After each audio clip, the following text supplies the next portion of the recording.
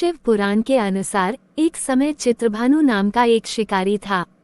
वो शिकार करके अपने घर चलाता था। शिकारी के ऊपर साहूकार का काफी कर्ज था। वो कर्ज नहीं चुका पा रहा था।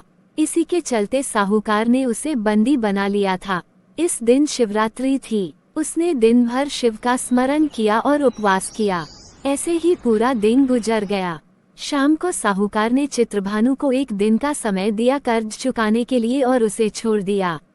कर्ज चुकाने के लिए चित्रभानु पूरा दिन बिना कुछ खाए पिए जंगल में शिकार ढूंढने लगा।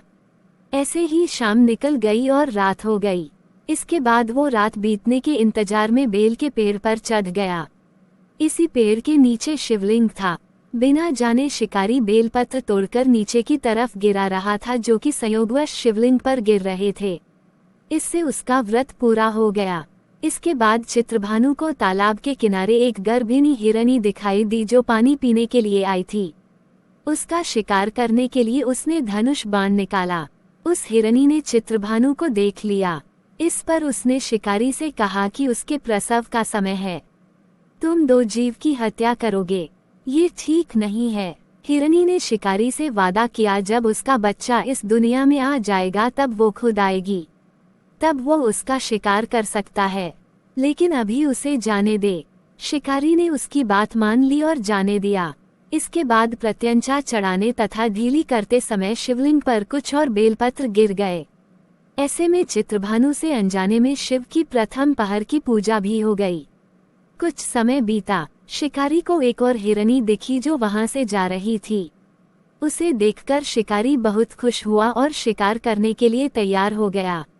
हिरनी ने उससे निवेदन किया कि वो कुछ ही देर पहले ऋतु से निवृत्त हुई है। मैं अपने प्रिय को ढूंढ रही हूँ। मैं एक कामातुर विरहिणी हूँ। जैसे ही मुझे मेरा पति मिल जाएगा वैसे ही मैं आ जाऊंगी। ये सुनकर शिकारी ने उसे जाने दिया, लेकिन वो बेहद चिंतित था। रात का आखिरी पहर बीतने ही वाला था। इस बार भी चित्रभानु से बेलपत्र टूटकर शिवलिंग पर गिर गए। इससे दूसरे पहर की पूजा भी हो गई। इसके बाद उसे एक और हिरनी दिखी, वो भी वहीं से जा रही थी।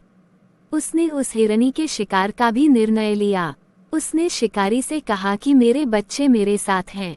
मैं इन बच्चों को इनके पिता के पास छोड़कर आती हूँ। इस समय मुझे जाने दो। शिकारी ने कहा कि वो इससे पहले भी दो हिरनियों को छोड़कर देख चुका है।